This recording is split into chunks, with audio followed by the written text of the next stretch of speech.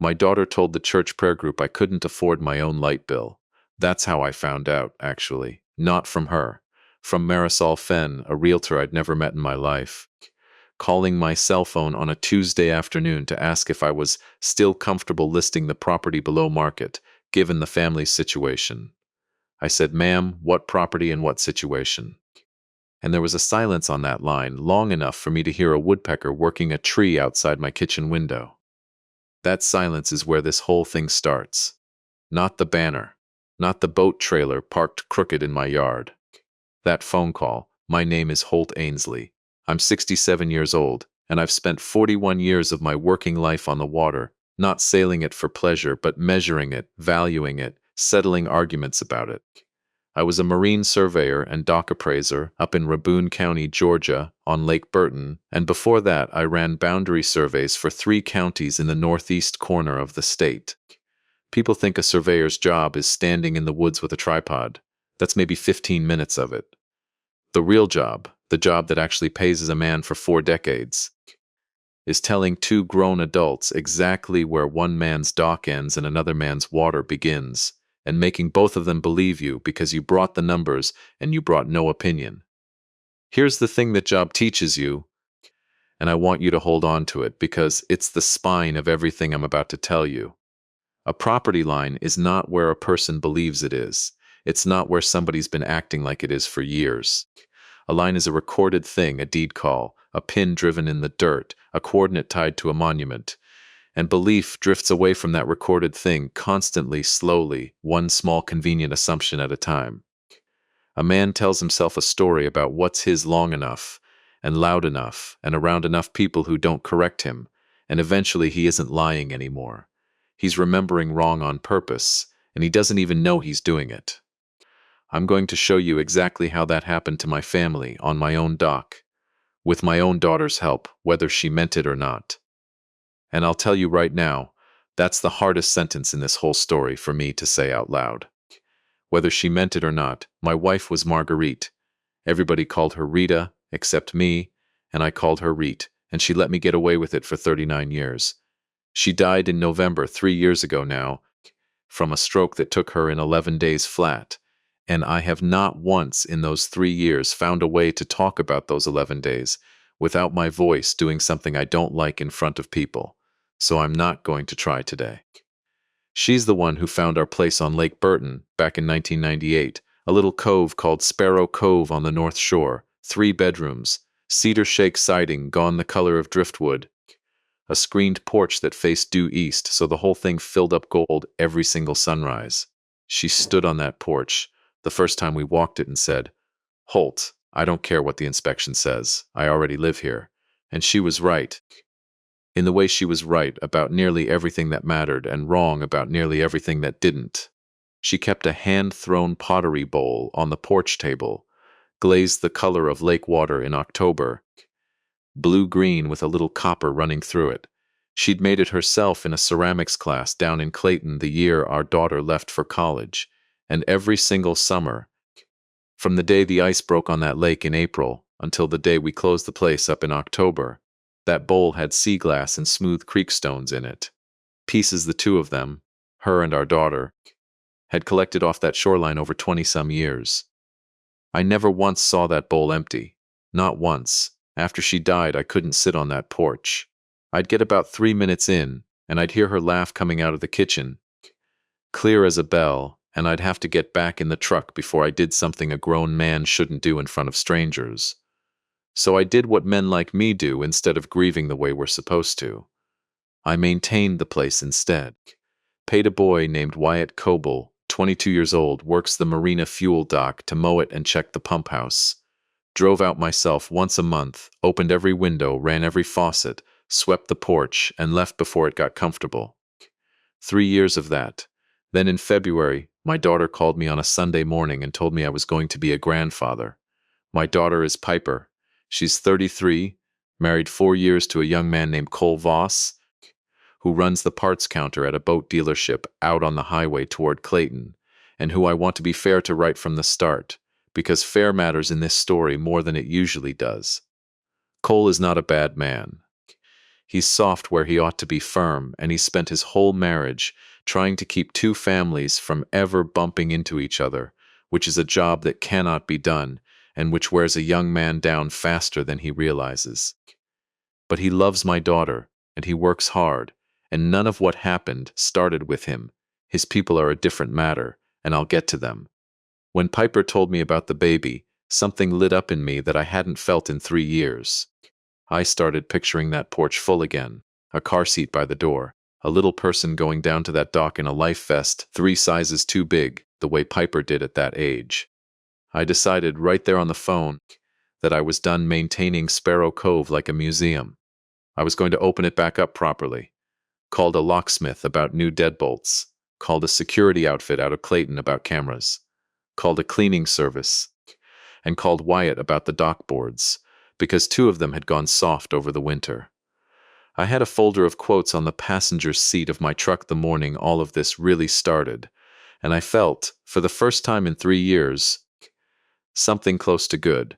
Now I need to introduce the other side of this family, because you cannot understand what happened at that cabin without understanding who Roy and Deanie Voss are. Roy Voss is 66.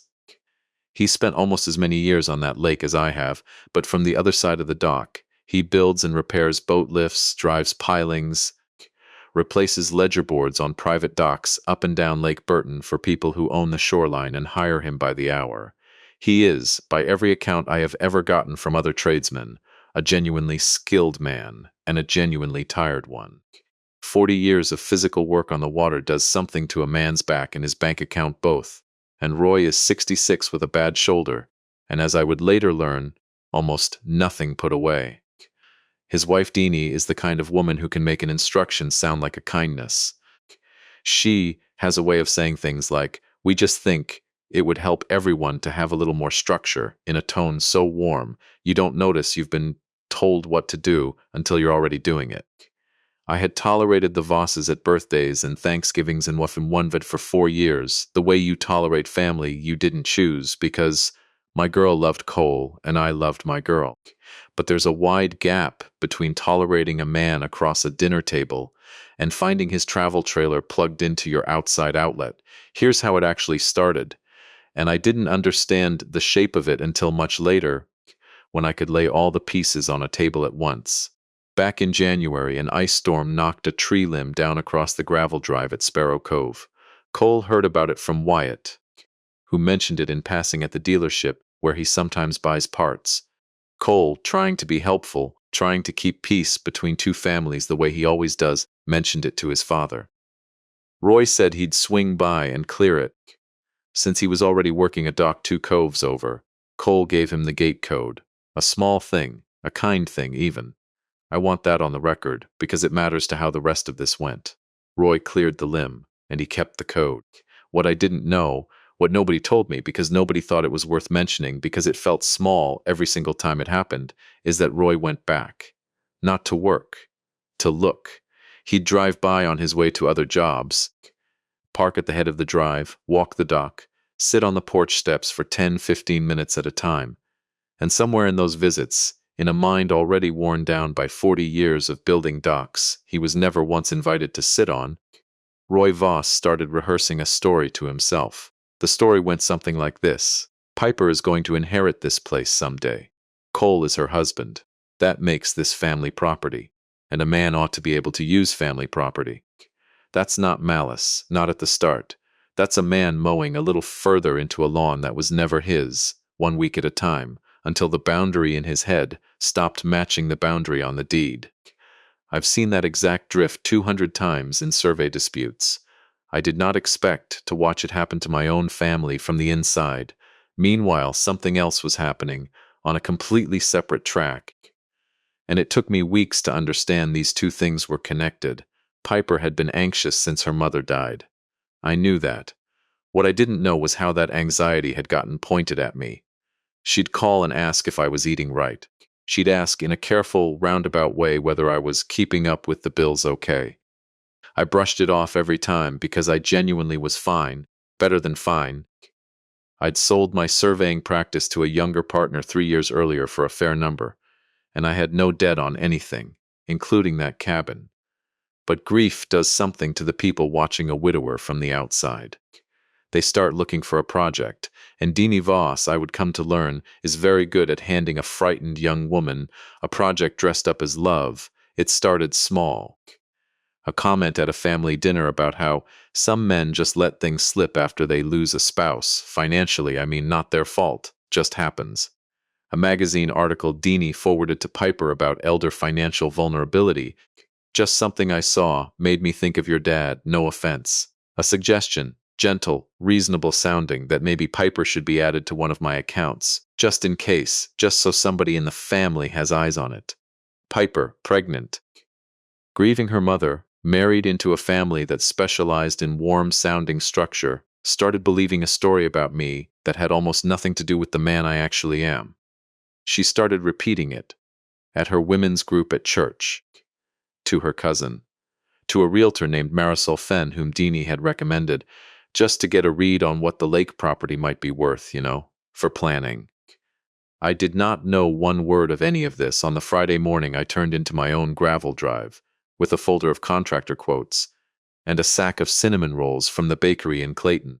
I counted 7 vehicles before I even got to the top of the drive. A pickup, a minivan, 2 sedans, a Jeep, and Roy's travel trailer backed into my side yard with the jacks down and a cord running straight through my porch rail into my own outside outlet.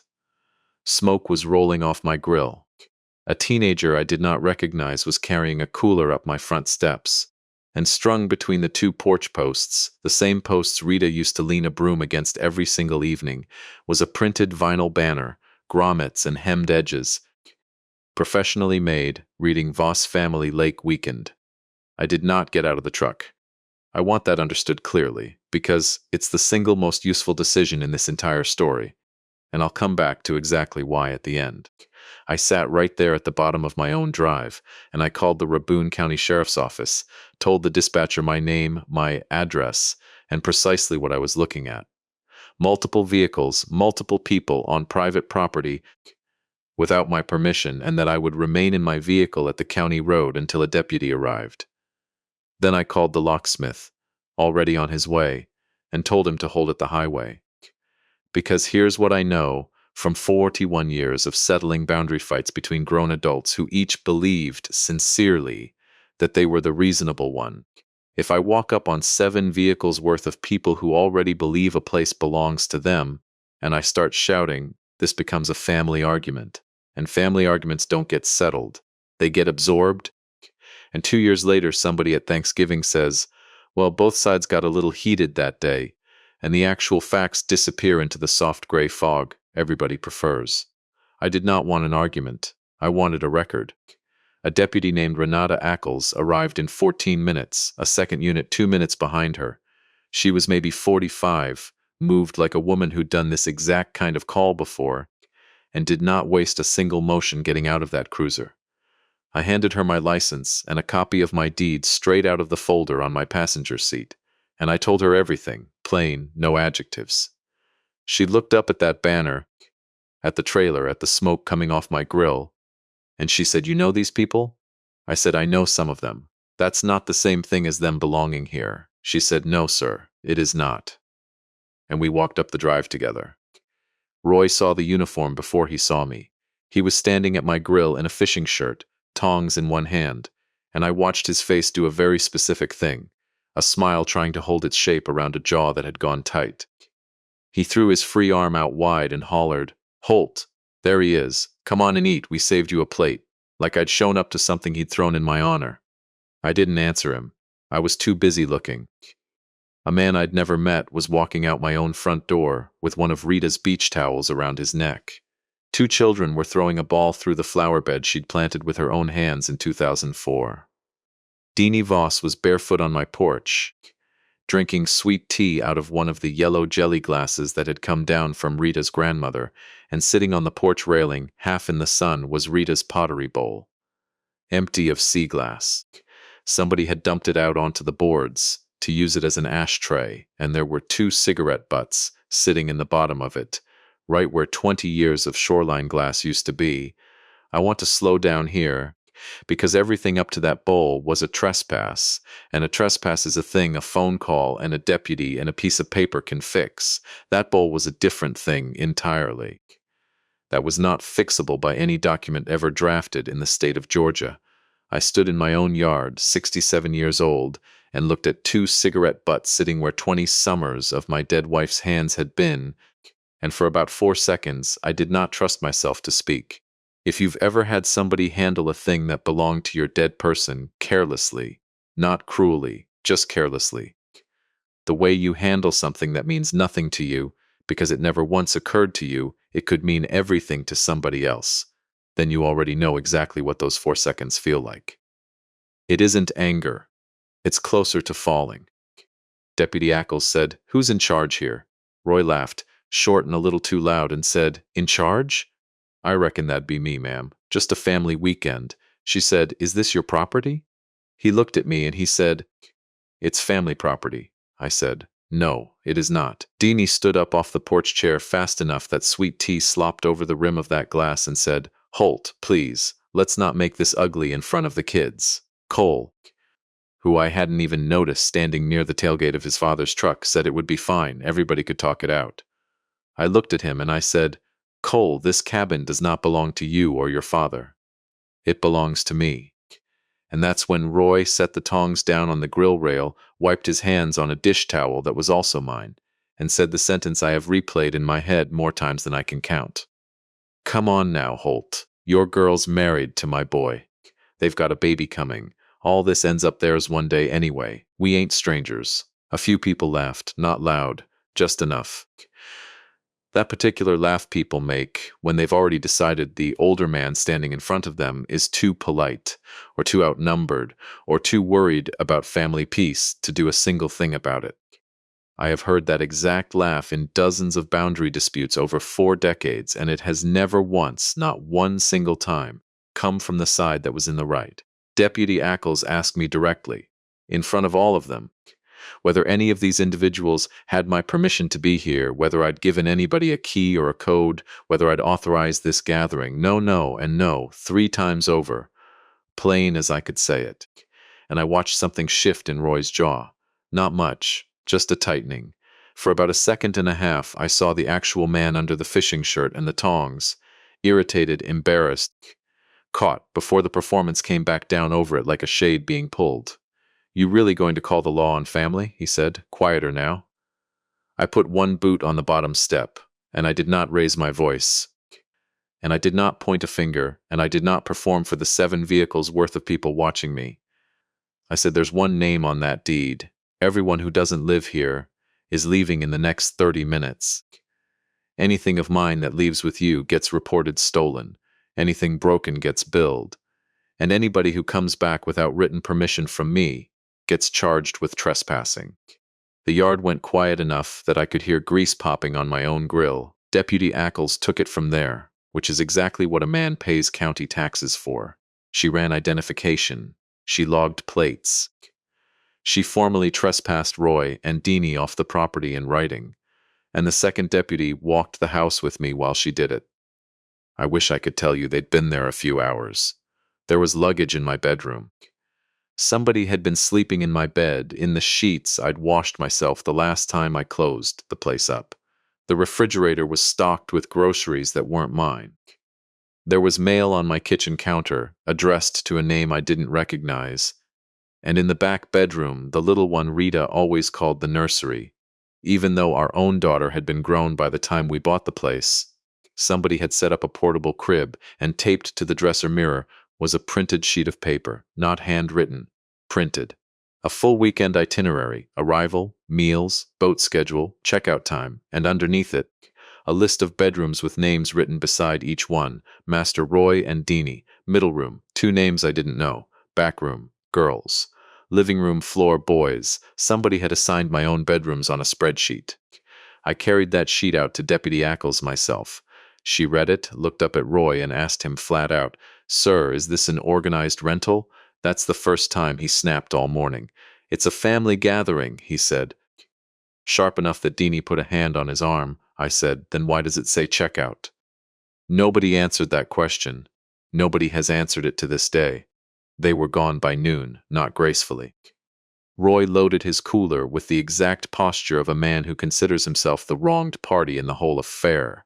Deanie cried just enough for two of the younger women there to come put their arms around her. A teenager asked, in a normal, unbothered voice, whether they were still going out on the boat later. I let all of it wash past me. It costs nothing to let people talk when a deputy is standing behind you writing down license plate numbers. The locksmith had every exterior lock on that cabin changed by 2 that afternoon. The security company moved my install up once I explained what had happened.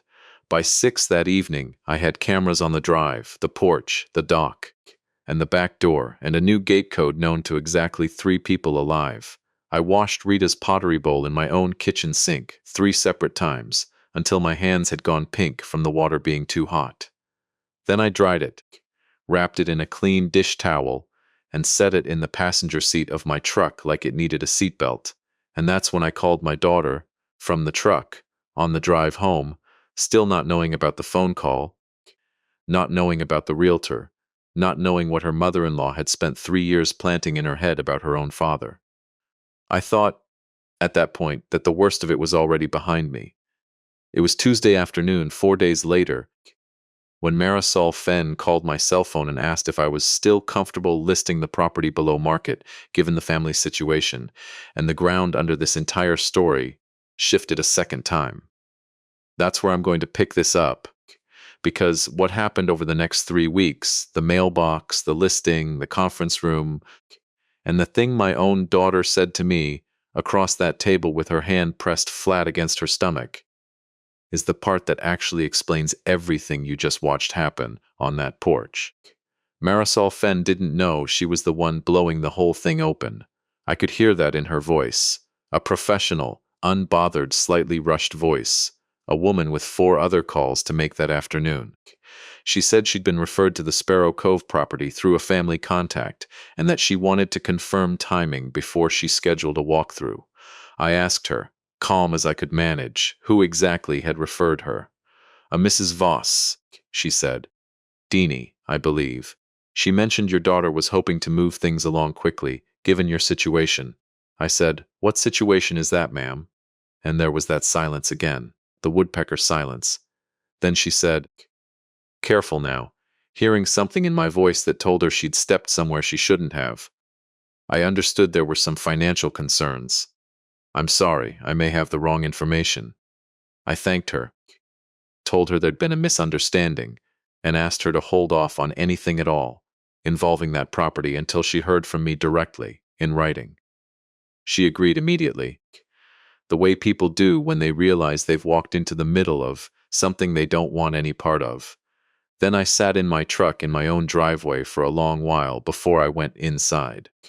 I want to be honest about what those next 10 minutes felt like, because it's a specific kind of pain I don't think gets talked about enough. It is one thing to be wronged by your son-in-law's father. Roy Voss had spent 40 years on the outside of every dock he ever built, and I understood, even while I was angry, exactly what had been eating at him. That's an old common wound, and I could hold it in one hand without it costing me anything close to what came next. But hearing that my own daughter, my Piper, who I taught to swim off that very dock, who used to fall asleep against Rita's shoulder in that porch rocker, had been telling people, strangers, a realtor, that her father couldn't be trusted with his own affairs, that his situation required somebody to move things along quickly. That wasn't an old wound. That was a brand new one, and it went in deep. I did not call her that night. I want that understood, because it would have been the easy thing, the human thing, to call her up hot and demand an explanation. I've built my whole working life on the principle that the man who reacts first usually loses the argument even when he's right, because reacting first hands the other side the chance to say you overreacted. So instead I sat at my kitchen table with a legal pad, the same pad I'd used 4 days earlier to write down every vehicle, every plate, every detail from that porch, and I started a second page. I wrote down the date and time of Marisol Fenn's call. I wrote down every word I could remember her saying.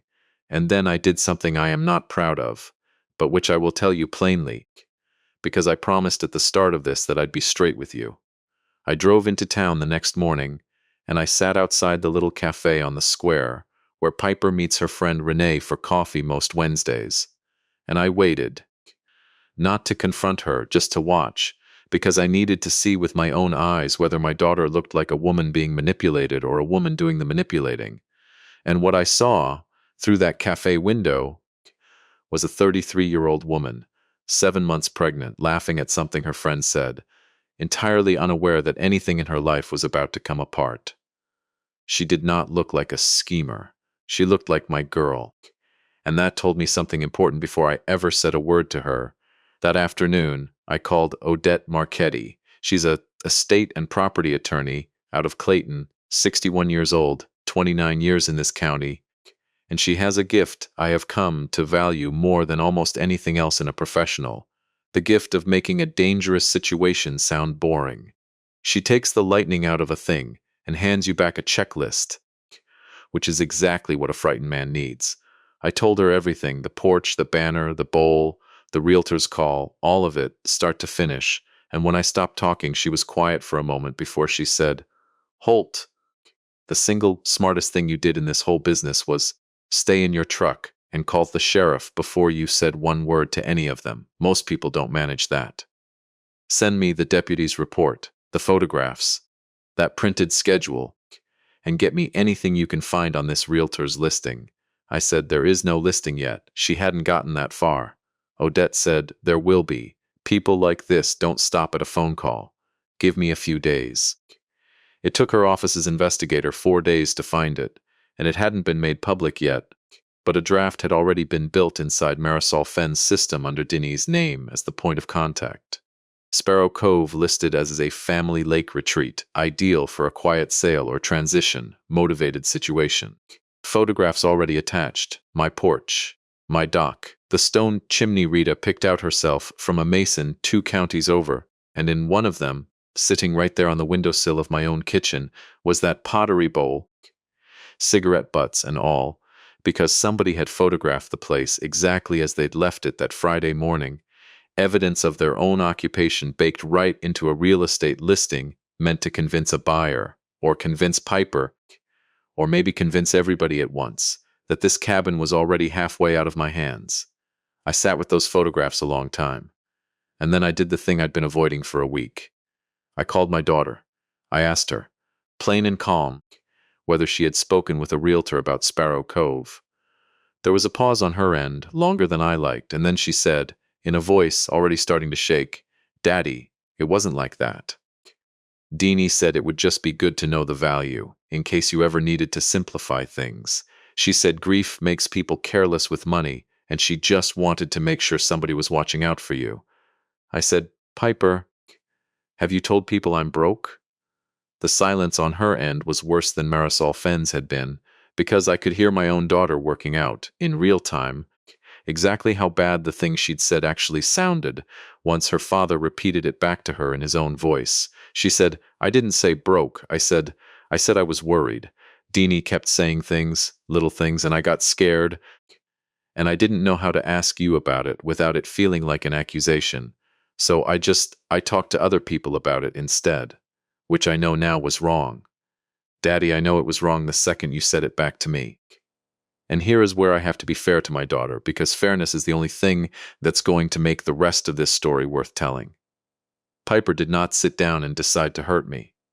She was 33 years old, 7 months pregnant, still raw from losing her mother, married into a family that specializes in warm, reasonable-sounding sentences that quietly reroute a frightened young woman's loyalty. Deanie Voss had spent 3 years handing my daughter a story about me one soft comment at a time, the same way Roy had spent 4 years handing himself a story about that cabin one visit at a time. 2 members of the same family, mowing 2 different lawns, 6 feet at a time, until neither one of them could see the original line anymore.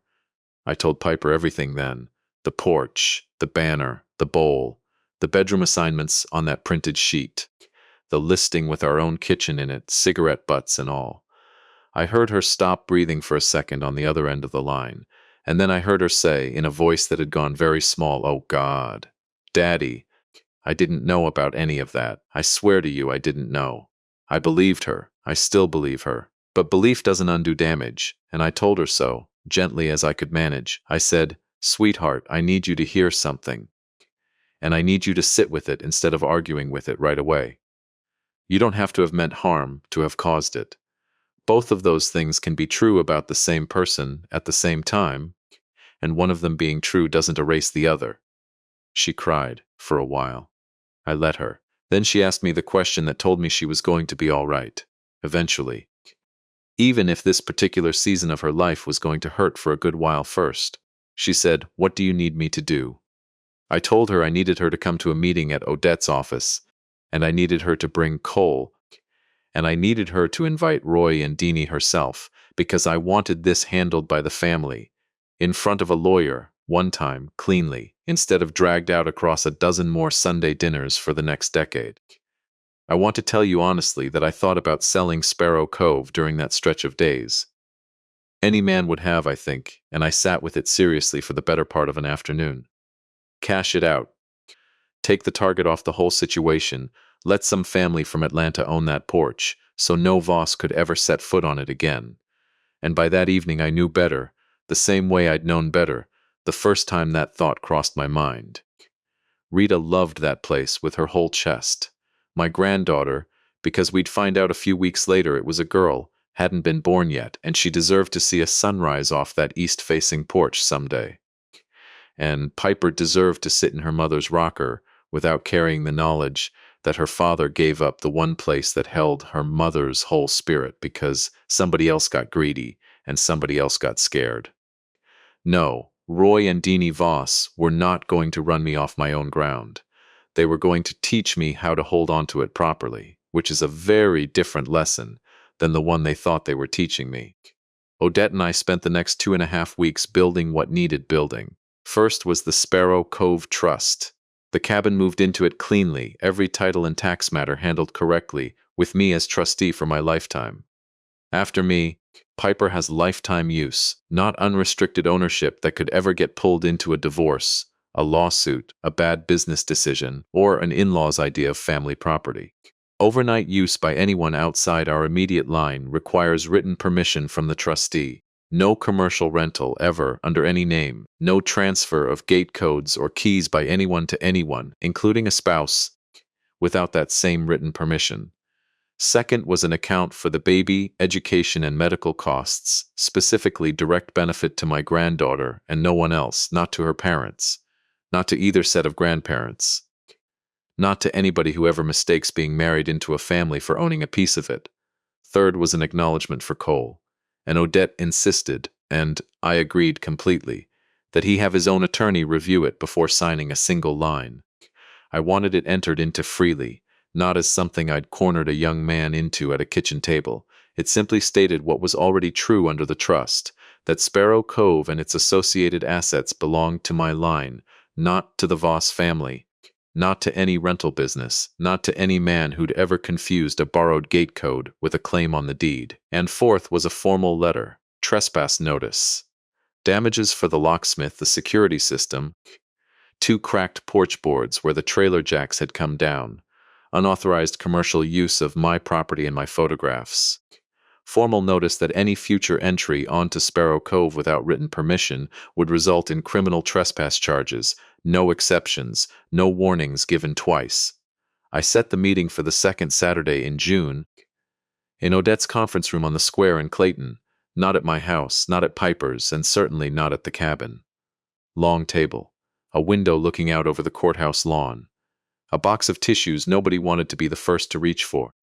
I told Piper and Cole first, gave them the details, and asked Cole to invite his parents himself. He went pale enough that I actually felt for him. He said, "Holt, my dad is going to make a scene." I said, "Then he'll make it in front of a lawyer and a recorder, and not one more time in front of my grandchild." He didn't argue with that. I got there 20 minutes early, in the navy sport coat Rita bought me for our 35th anniversary, the only one I own that still fits right. I did not carry anger into that room. I'd spent it all back in May, standing in my own yard looking at cigarette butts in my dead wife's bowl. What I carried instead was a folder, and Odette sat on my left, her paralegal by the door with a legal pad, and a small recorder sitting in the middle of the table, its little red light on in plain sight. So nobody in that room could ever later claim they didn't know they were being recorded. Piper and Cole came in first. My daughter looked tired in the specific way a woman looks at 7.5 months pregnant, while also carrying a family crisis on top of it, and I hated, more than I've hated almost anything, that I was part of the reason for that particular kind of tired. Cole looked like he hadn't slept properly in 3 weeks, and I'd decided somewhere in that stretch that a few lessons in this life are worth costing a young man some sleep. Roy and Deanie came in 11 minutes late. Roy had on a golf shirt and a face built entirely out of injured dignity. Deanie wore pearls, which told me before she ever opened her mouth that she'd arrived, planning to be the wounded party in this room. Roy didn't sit down right away. He said, "I don't rightly know what all this is about." Odette looked at him over the top of her glasses, unhurried, and said, "Mr. Voss, you're here because my client is extending you the courtesy of hearing this across a table instead of through a process server. You're welcome to sit, or you're welcome to leave. If you leave, everything gets mailed instead, and it gets mailed today." He sat. That was the first thing that went the right direction that morning. Odette started with the sheriff's report. Date, time, the deputy's name, the formal trespass advisement, every individual identified on the property that day. Roy rolled his eyes toward the ceiling somewhere around the third sentence. Then she slid the printed weekend schedule across the table, and Piper put a hand over her mouth, and Cole read it all the way down to the bottom half, the part with bedrooms assigned by name, and I watched my son-in-law's face change as he found his own mother's name written next to my bedroom, the one Rita's clothes had hung in until the spring after she died. "Dad," Cole said, and it wasn't a question. "That was a joke somebody typed up," Roy said. "Doesn't mean anything." Odette laid the real estate listing down beside the schedule. Nobody in that room said anything for a moment. Then the photographs, my kitchen, my porch, the pottery bowl with its cigarette butts sitting right there on Rita's windowsill for anybody who wanted to view the property. And I watched Piper's face go through it in stages, confusion, then recognition, then something that looked like it was breaking apart from the inside. "Deanie," Piper said very quietly, "you told me you were just getting an idea of the value, in case Dad ever wanted to simplify."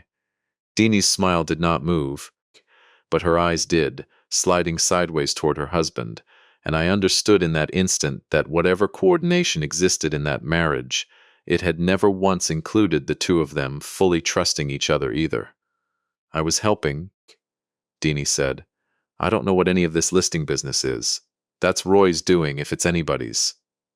And Roy turned his head and looked at his wife, and for the first time in 4 years of knowing that man, something other than performance crossed his face. I let the room sit in that for a moment before I spoke. Then I leaned forward, not fast, not sharp, just enough that Roy had to look at me instead of the table. I said, "Your family was welcome at my table every single time you were invited.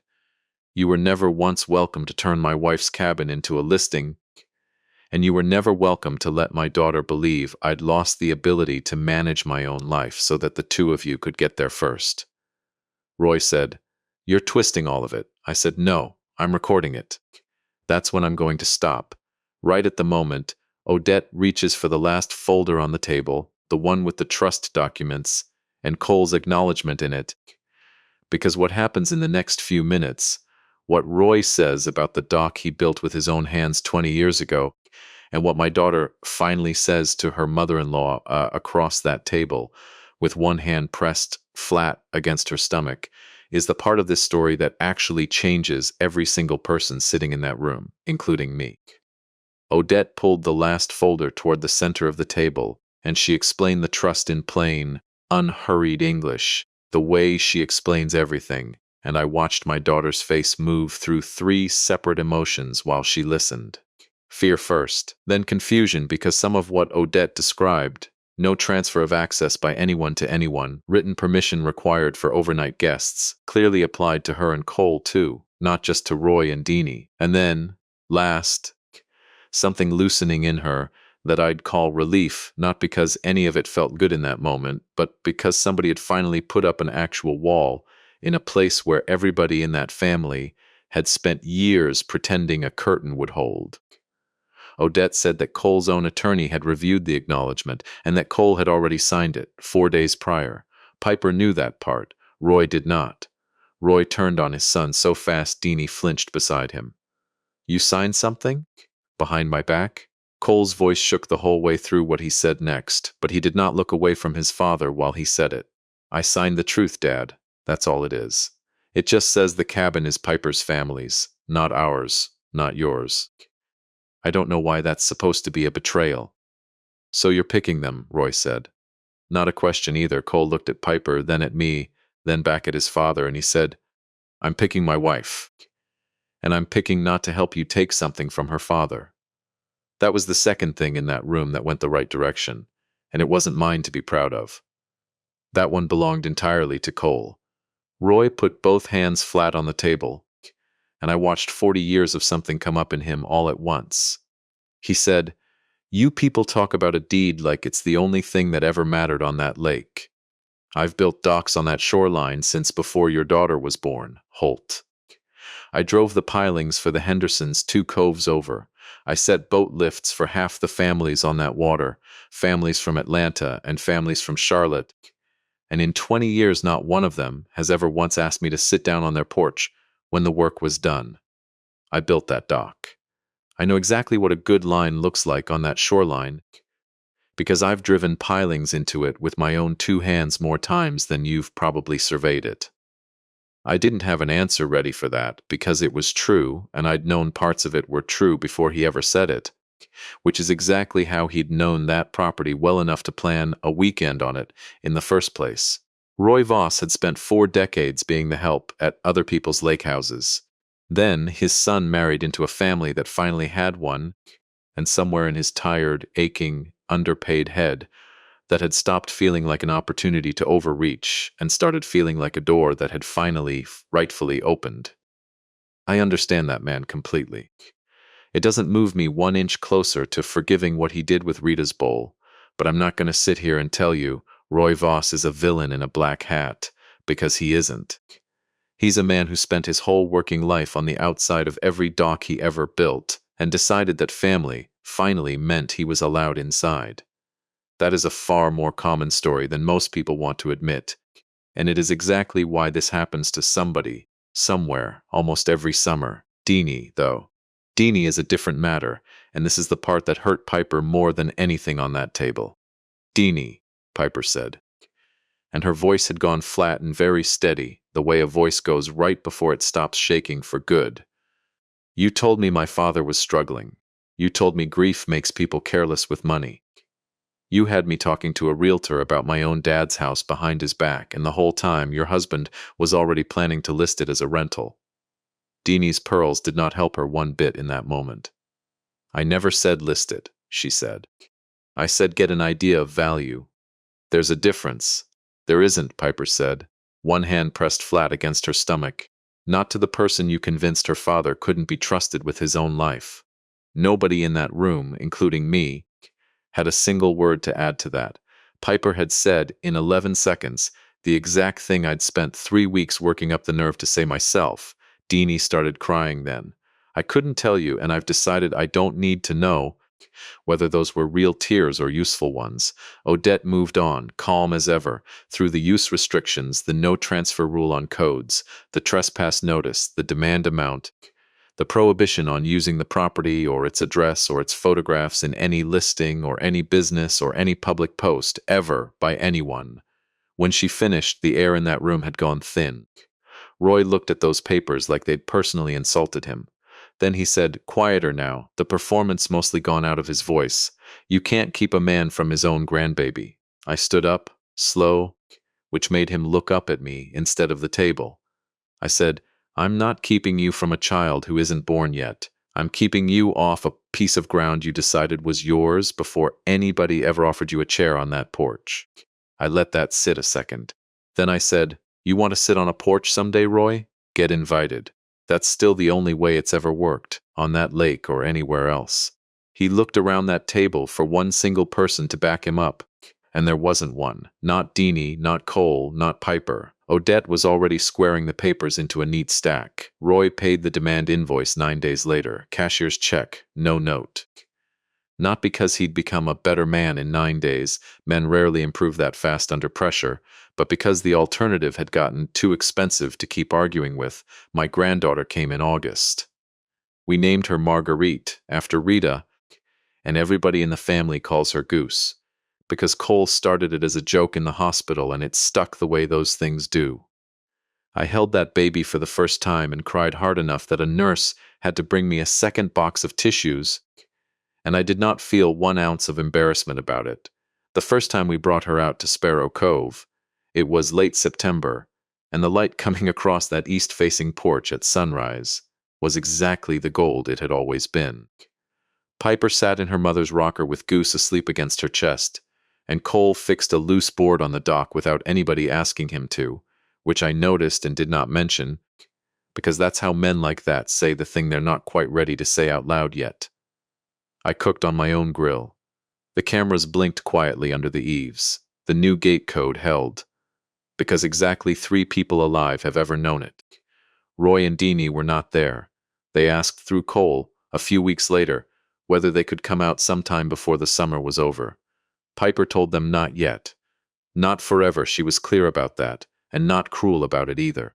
Just not yet. That one small word, said clean and on time, will save a family more than any speech I could ever write down for you. Rita's pottery bowl sits on my sideboard here at the house, most of the year now.